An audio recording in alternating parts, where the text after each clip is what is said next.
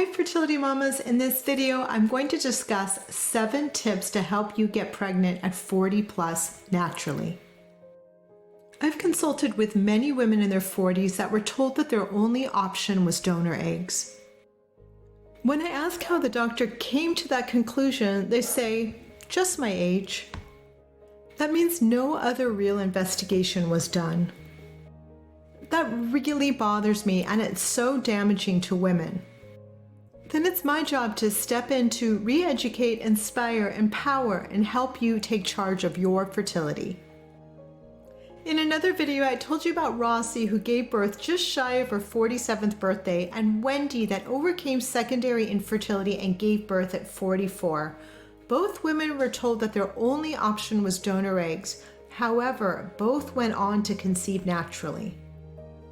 So how did these 2 women defy the odds and get pregnant? Those specialists told them it was pretty much impossible. That will be discussed next. Charlene Lincoln, women's health and fertility expert. And first-time mama at 42 using all natural solutions I love sharing with you. Consider subscribing to my channel for tips on optimizing your fertility naturally. And ring the bell to be notified of my next video. Both Rossi and Wendy were thoroughly evaluated by our fertility coaches, who are highly trained to pinpoint underlying issues that most doctors disregard. Now, before I go on, I want to let you know that I'm hosting a free live Q&A fertility webinar where we discuss the leading causes of infertility and what you can do about them. If you are interested in the webinar, type webinar in the comments below. Have you heard this statement? Most fertility issues have little to do with the reproductive system. I know, kind of interesting, right? Pay attention and you will hear it more and more, and here's why. Though obviously the reproductive system is important in fertility, what is often not evaluated is the other factors. Examples are immune system issues, weak or inflamed digestive system, endocrine system imbalances, toxicities, blood sugar dysregulation, nutrient deficiencies, heavy metal toxicity, and genetic polymorphisms. I know I just listed a lot, and I don't do it to overwhelm you. I do it to point out that a lot of couples are not evaluated properly and then felt that because of their age, they can't get pregnant naturally. So when I was mentioning the 2 fertility clients that conceived naturally, the IVF doctors evaluated their hormones and saw that they did not look like good candidates for IVF, but they never asked the second question. That is, what can we do to bring these hormones back to optimal levels, and what systems do we need to focus on to do that? To be fair, IVF doctors don't specialize in a whole body approach. They focus on the IVF procedure.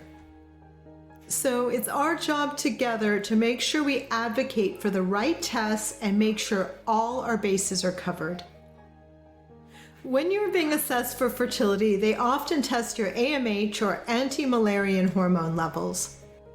This test is important for IVF clinics as it helps them assess whether or not you are a good candidate for IVF.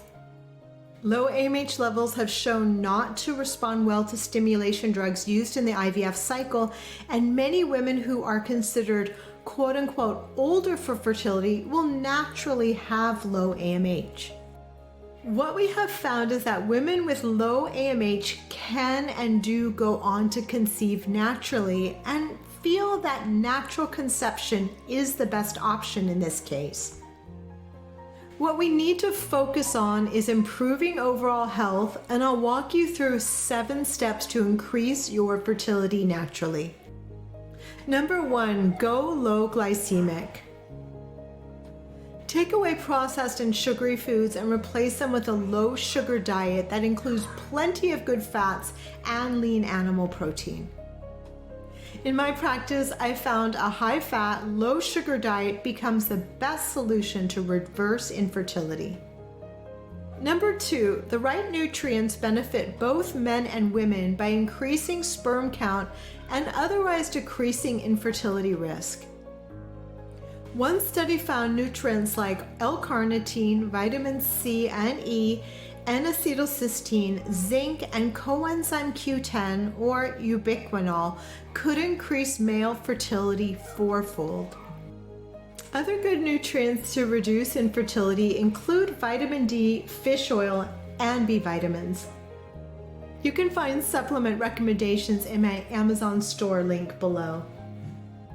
Number 3, fix your gut.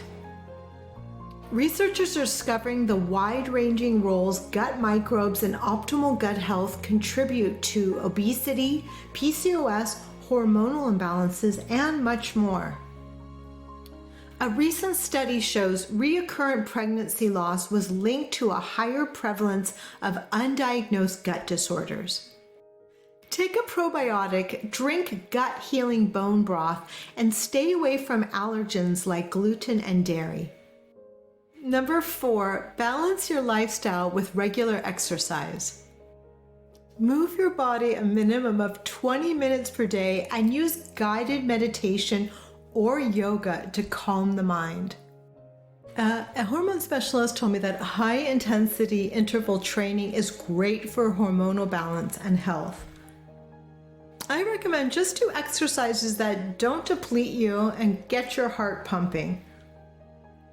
Number 5, get restorative sleep. Keep a dark, cool room. Around 64 degrees is recommended, and aim for 8 hours a night. If you have trouble falling asleep, take a low-dose melatonin, about 0.5 milligram, a half hour before bed, and use a relaxation track to lull you into sleep. If you find yourself waking up in the middle of the night, take some liver support herbs, before going to sleep, like burdock and milk thistle.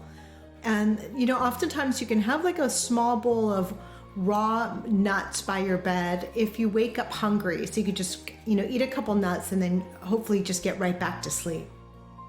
Number 6, remove plastic containers and plastic wraps out of your kitchen.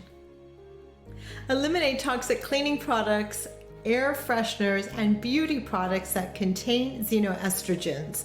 The beauty products that contain xenoestrogens, but eliminate the other ones because they're just a stew of toxic chemicals.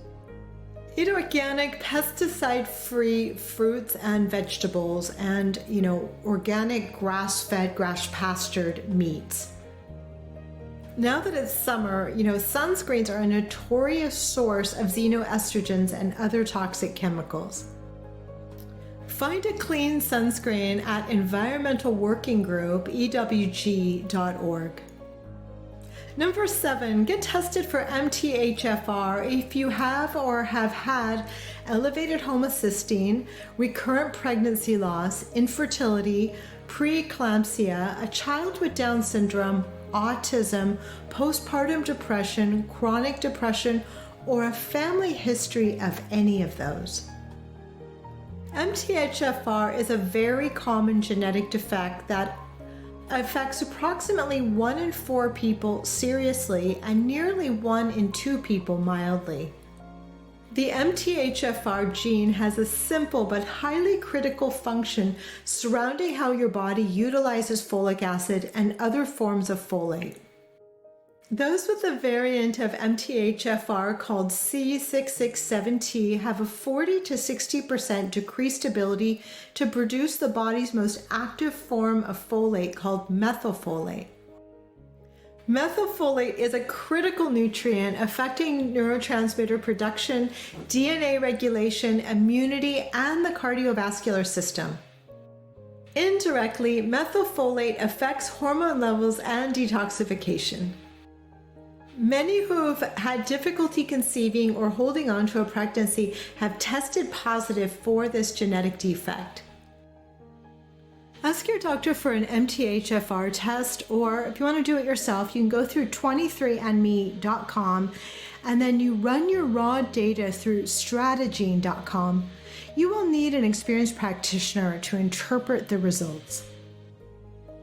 If you found this video helpful, subscribe, like, and download our free report at restoreyourfertility.info.